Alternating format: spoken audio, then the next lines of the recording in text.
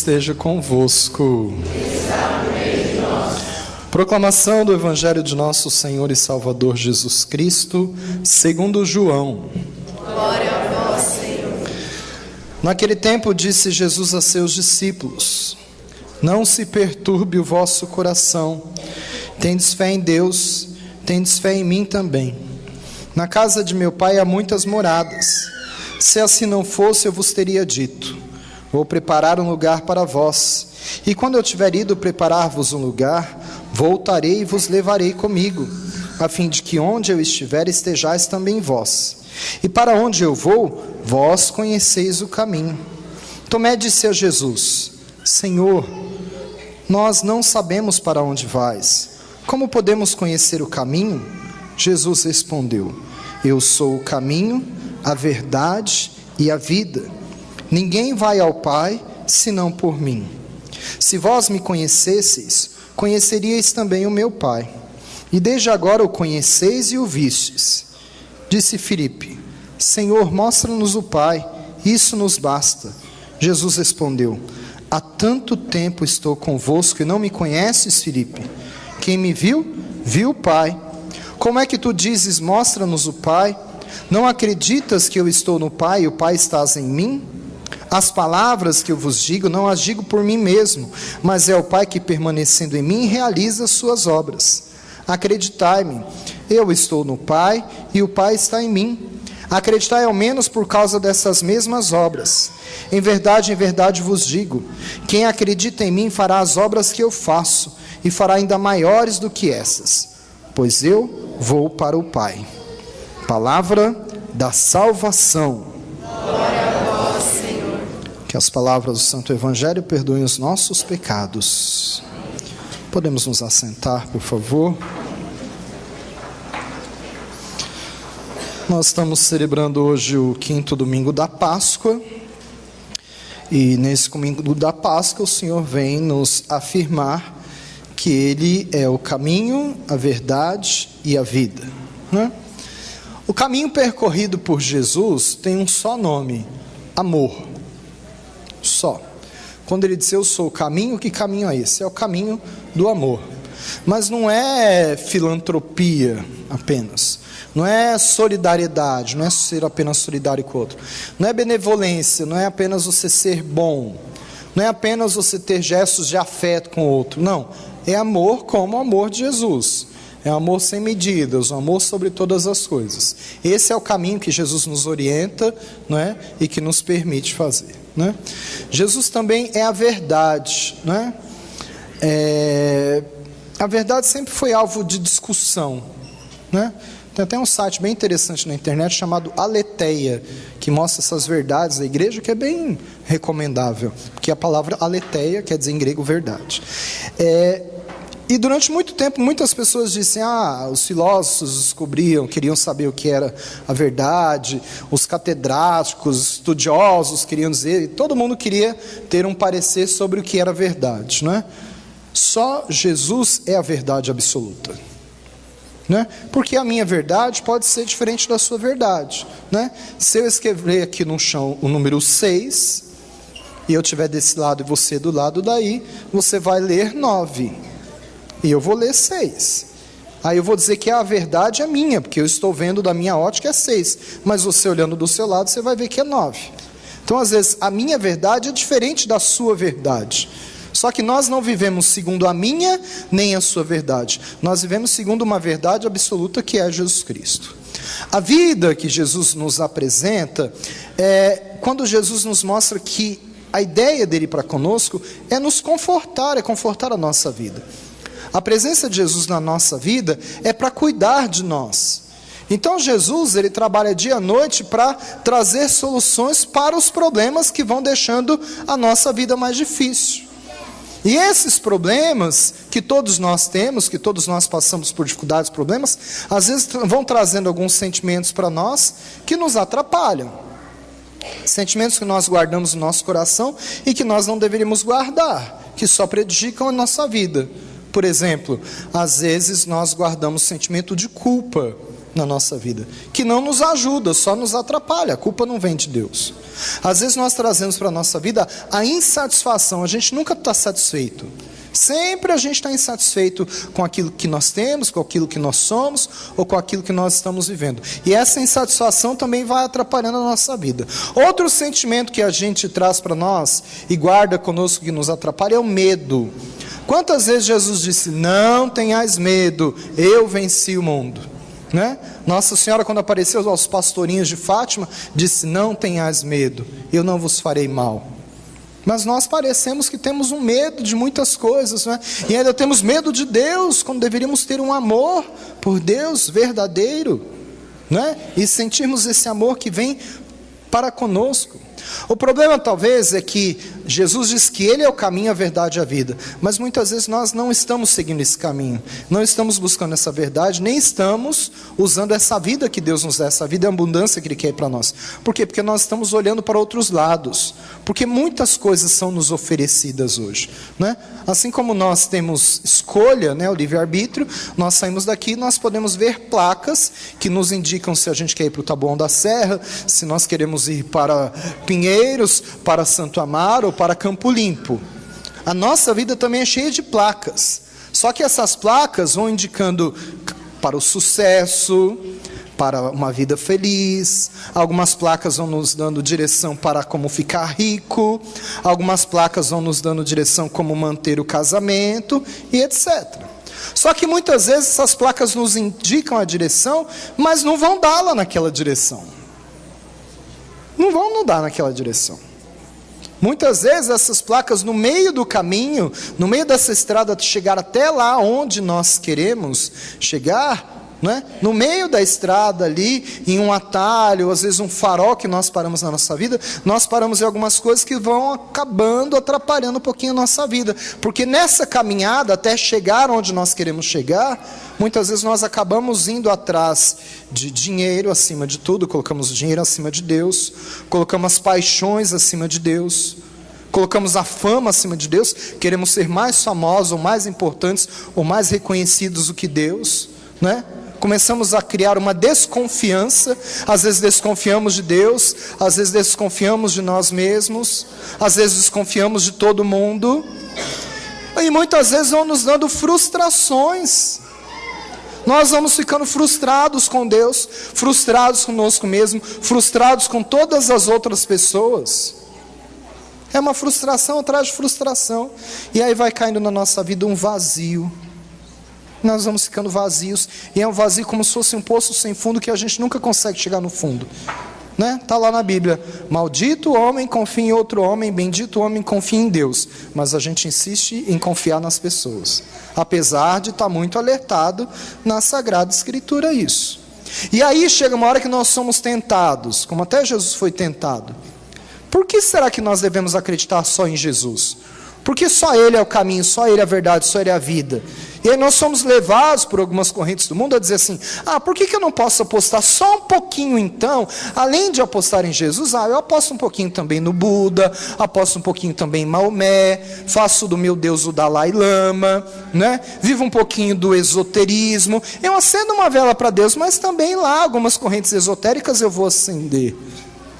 Por que eu vou fazer só de Jesus meu Deus? Por que eu não faço a realização da minha vida no consumismo? Porque a nossa única medida é Jesus Cristo, gente, não tem outro. O único caminho da nossa vida é Jesus. A única verdade absoluta é Jesus. A única vida que nós teremos, a vida em abundância, é com Jesus, não tem outro caminho. Então nós precisamos nos treinar e nos educar a escutar o que é esta verdade. Nós precisamos estar dispostos a escutar, a ouvir Jesus, não apenas entrar para um ouvido e sair para o outro, mas escutar de verdade o que Jesus quer falar. Depois estarmos dispostos e acostumados a ter intimidade para falar com Jesus exatamente o que nós sentimos. Nós não podemos ser falsos, mentirosos com Jesus. Nós precisamos dizer para Ele qual é o nosso sentimento. E a partir disso, Jesus vai nos dando então indicações, Ele vai nos dando sinais. E nós começamos a captar esses sinais, muitas vezes por meio do nosso anjo da guarda, que vai nos acordando aí para algumas coisas, não é? é que às vezes nós temos dificuldade de captar esses sinais, né? As mães têm mais facilidade disso, porque elas têm um instinto materno. Nós precisamos talvez aprender isso com as mães, né? Aliás, o mundo tem muito o que aprender com a gratuidade de ser mãe, né? Eu acho que a mãe é comparada a uma raiz de uma árvore. Quando nós olhamos para alguém, nós olhamos como se fosse uma árvore. Nós olhamos para a árvore, ela tem aquele tronco grande, às vezes ela é muito alta, tem muitas folhas, às vezes temos frutos, nós achamos a árvore bonita. Só que nós não lembramos ou não vemos o que está debaixo da terra, que é aquela raiz, que muitas vezes é muito maior do que a árvore. Se a raiz não for muito forte, bate um vento e a árvore cai. É a raiz que vai lá no fundo, que busca todos os nutrientes para manter aquela árvore em pé. Então, quando nós olhamos para uma pessoa, nós devemos nos lembrar que aquela pessoa tem uma raiz que manteve ela de pé, que fez com que ela crescesse, que trouxe nutrientes para ela, que é a mãe, que muitas vezes não aparece. Muitas vezes não aparece, mas a pessoa vai trazendo aquilo que ela aprendeu, né? Com o contato, com a educação, com os ensinamentos para aquela mãe, para a vida inteira. O Michelangelo, quando fazia as esculturas dele, é muito interessante porque ele ensinava os alunos, dizia assim: olha, eu vejo uma pedra, eu olho para aquela pedra e eu vejo lá dentro um anjo. Então eu só tiro o que está sobrando daquela pedra e o anjo já está ali dentro. E os alunos ficavam muito, né? Mas como é que o senhor molda, como é que o senhor faz esculturas? Não, já está lá dentro da pedra. Eu só tiro o que está sobrando. Mãe é mais ou menos assim.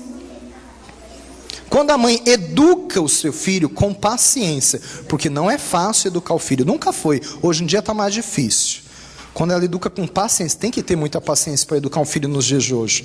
Mas quando ela vai educando com paciência, né, o anjo que está lá dentro dele aparece. Às vezes demora um pouquinho aquele anjinho aparecer, né, mas ele uma hora aparece. Então, educar é colaborar com Deus, é promover o crescimento e o amadurecimento do seu filho. Então a mãe não pode impedir que o seu filho cresça. A mãe não pode impedir que o seu filho amadureça. Mãe significa tanta coisa para nós, não é? Significa carinho, significa amor, significa compreensão, significa talvez as lágrimas mais sinceras que nós já vemos cair, talvez significa culpa, que nós não devemos guardar, mas que muitas vezes nós nos sentimos culpados por não ter escutado a nossa mãe, né? Ou por não ter nos dedicado a ela como deveríamos ter nos dedicado enquanto ela estava conosco. Mãe também significa para nós conselhos. Quantos de nós pensamos, se eu tivesse escolhido, né, escutado, né, aquele conselho da minha mãe, né? Aquela coisa que a gente sai de casa e a mãe fala assim: põe uma blusa que vai fazer frio. Então, você imagina, mãe, está o maior sol. Passa 3 horas depois, a temperatura cai. A gente sai de casa e a mãe fala assim: leva o guarda-chuva. A gente detesta o guarda-chuva. A gente vira a esquina e cai um trovão já, não é? Parece que a mãe já sabe que é instinto materno, é próprio dela. Então, quantos conselhos. Mas a gente não quer muitas vezes escutar isso. Por quê? Porque a mãe também significa para nós proibições. E nós não gostamos de ser proibidos. E é ótimo quando as mães ainda têm esse conceito que elas podem e devem muitas vezes dizer não ao seu filho.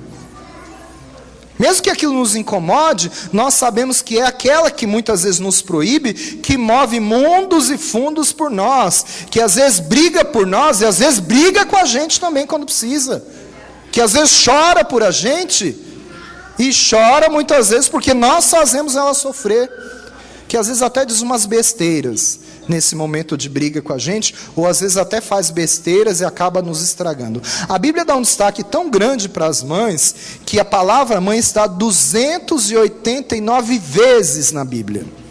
É um destaque muito grande que a Bíblia dá à palavra mãe. E a Bíblia mostra vários exemplos de mães, né? Para que as mães possam se inspirar e escolher que tipo de mãe que elas querem ser e que elas querem continuar sendo. Por exemplo, tem Agar, que é o exemplo da mãe incrédula, que é aquela que abandonou Ismael, né, achando que ele iria morrer. Quantas mães já abandonaram seus filhos? Né? Não, mas o filho está ali, vive com ela, né? E ela pensa que filho tem prazo de validade. Não tem. Tem mãe que diz assim, não, mas ele já está grande, já está de cabelo branco, barba na cara, já casou, já tem a casa dele, a família dele, não tem mais nada a ver com isso. Você continua sendo mãe dele. Se precisar, você tem que ir lá e puxar a orelha dele, se ainda é mãe dele. Mas ele já é de maior, já é livre e independente, mas você continua sendo mãe.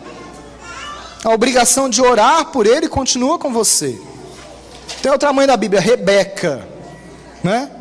É símbolo daquela mãe que gosta de intriga. Você gosta de conhece alguma mãe que adora uma confusão familiar? Não me responda, por favor. Não me responda que é Dia das Mães, não é? É aquela que se agarrou muito apenas em Jacó, como também era mãe de Esaú. Normalmente todos os filhos pensam isso, né? Que a mãe protege mais o outro filho do que ele, né? Mas em alguns casos a mãe mima mesmo um mais do que os outros. E aí estraga aquele porque passa muito a mão na cabeça dele. E os outros às vezes ficam bravos com isso, né? Tem outra mãe da Bíblia que nos pode ensinar muita coisa, que é Eva, que é mãe de toda a humanidade, né? Quantas mães não é só mãe dos filhos dela? Acaba sendo mãe de todo mundo. Todo mundo acaba tendo por ela um sentimento de maternidade, porque ela acaba abraçando todo mundo, ou, né, você tem que emprestar sua mãe para um monte de gente, porque as pessoas vão ali, ou tem um carinho, um relacionamento com ela, e ela não é assim, ela consegue ter o braço maior do que o mundo e quer abraçar todo mundo. Às vezes ela não consegue, mas ela tenta, né? Tem Sara, que é a mãe de fé, o exemplo da mãe de fé, aquela que mesmo de tenridade conseguiu ser mãe. Aquela mãe que o filho pode continuar errando, mas ela continua rezando, né? É mãe de joelho, filhos de pé. Quanto mais o filho se enrola, mais ela reza. Ela nunca desistiu. Ela continua rezando. Ela continua intercedendo para o filho. O filho pode estar velhinho ali, ela continua intercedendo por ele. O filho briga com ela, mas ela continua intercedendo. Ela não desiste do filho. Ela tem fé. Ela tem uma fé verdadeira. E essa fé será recompensada. Tem outra mãe na Bíblia, a Rispa, que é aquela que não abandonou seus filhos nem quando eles morreram. Por quê? Porque ela aceitou a missão de ser mãe. Tem muitas mães que renegam a missão de ser mãe. Renegam. Ou que lavam as mãos, já lavei as mãos para os meus filhos, já não tem mais jeito, eu fiz tudo o que eu queria fazer, agora eu vou esquecer que eu tenho filho. Não pode, porque você continua sendo mãe. Mas de todas as mães na Bíblia, uma delas se supera a todas, né? Se destaca. Claro que é Maria, mãe de Jesus, porque ela é o exemplo da obediência. É uma mulher simples, uma mulher independente e de uma rotina extremamente agitada. Extremamente agitada, não é? Uma mulher que sabe ouvir a voz de Deus, que sabe dizer sim a Deus e que sabe ter uma vida tão corrida, porque primeiro veio o anjo e falou para ela que ia ser mãe. Ela disse, tá bom, eu aceito. Depois, quando foi nascer, teve que correr, estava com um barrigão para ir nascer lá em Belém. Já tinha vindo de uma viagem, porque ela tinha subido as montanhas para visitar Isabel, grávida, não é? Visitar uma outra mãe. Aí nasce o menino, ela tem que fugir para o Egito. E ela foge. Depois ela volta com 12 anos, o menino se perde lá no templo de Jerusalém. Ela vai com o pai José encontrar o menino. Tem um problema, o menino deu defeito, ela vai com o pai resolver. Ela não joga a culpa no pai, nem o pai joga a culpa nela. Ela não pega a responsabilidade só para ela. Ela fala, José, vamos lá nós dois juntos. José vai com ela, né? Ajuda a mãe a ser mãe. E os dois vão lá, escutam o que o filho está fazendo. E assume aquela responsabilidade. Depois, né, José some das escrituras, provavelmente faleceu José, ela se torna uma mãe ali sozinha com o seu filho.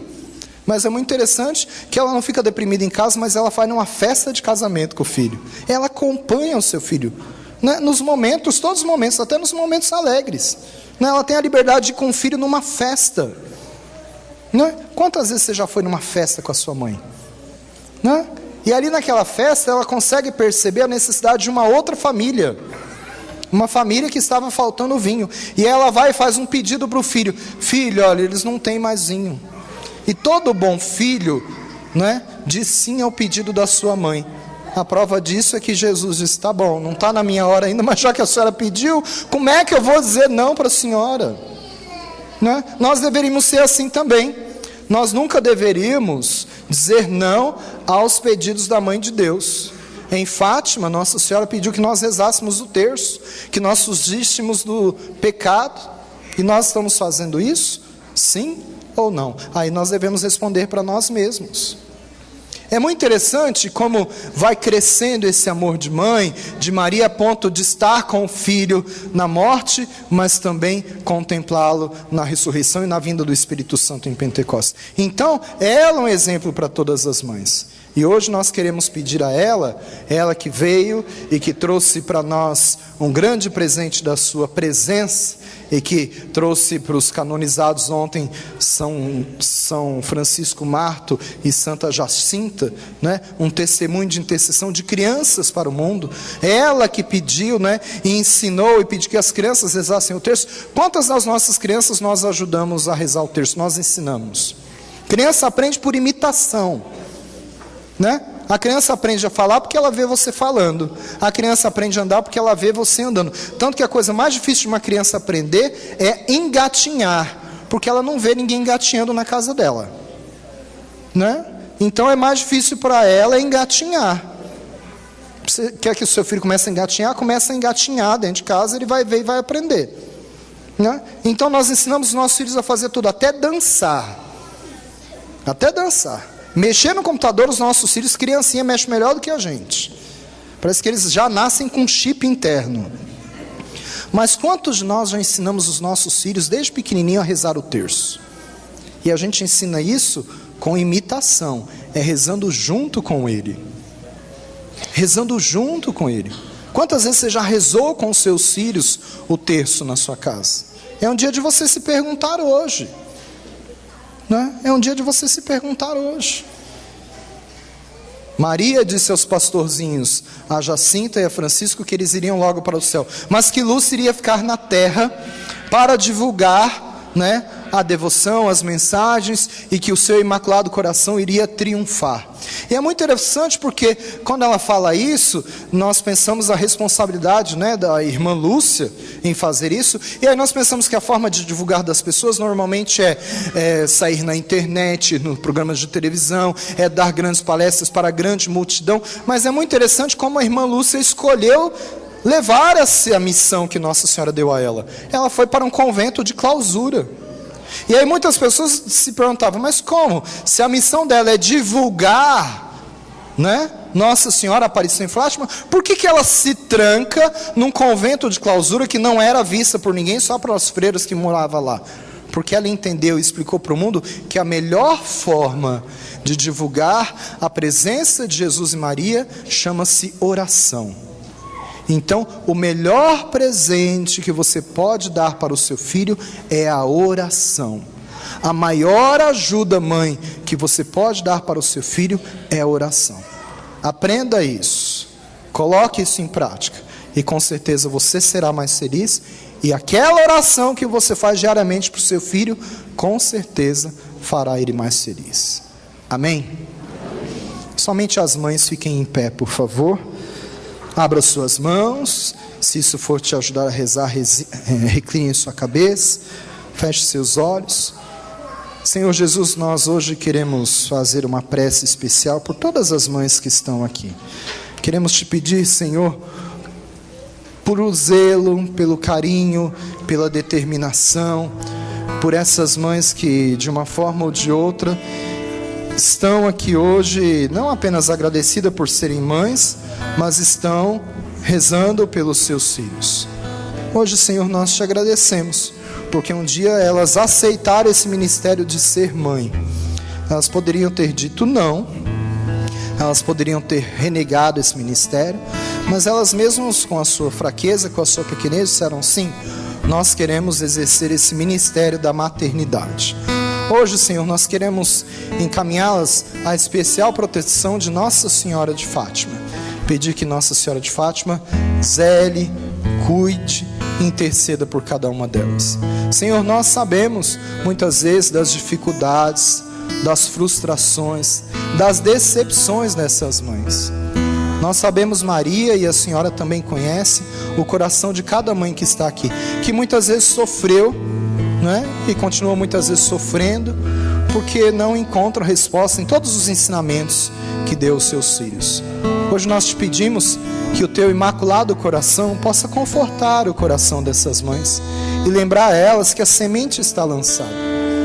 Senhor, pela intercessão de Maria, toca no coração das mães desanimadas, toca no coração das mães que estão distantes, toca no coração das mães que de uma forma ou de outra se afastaram de Deus.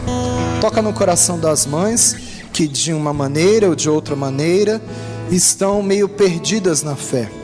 Toca, Senhor, no coração das mães que de uma forma ou de outra forma não sabem mais para onde ir, não sabem mais o que fazer. Cura, Senhor, o coração dessas mães que muitas vezes estão com saudade das suas mães, ou que muitas vezes estão feridas pelos seus filhos ou por situações da vida. Que o Senhor possa zelar por elas, curá-las, alimentá-las, trazer elas sobre o seu colo, trazer elas sobre o seu coração. O Senhor, que é o Deus Todo-Poderoso, todo cheio de bondade, rico em misericórdia, haja com misericórdia sobre a vida de cada mãe que está aqui, pedindo pela intercessão de Nossa Senhora de Fátima, que elas possam crescer cada vez mais na fé, na esperança e na caridade. Hoje, Senhor, nós te agradecemos pela vida das nossas mães e pedimos a ela uma porção redobrada do teu Espírito Santo, em nome de Jesus. Amém. Uma salva de palmas a todas as nossas mães. Que Deus as abençoe e as encha de fé, de saúde e de paz. Estendendo a mão à imagem de Nossa Senhora de Fátima, vamos professar juntos a nossa fé.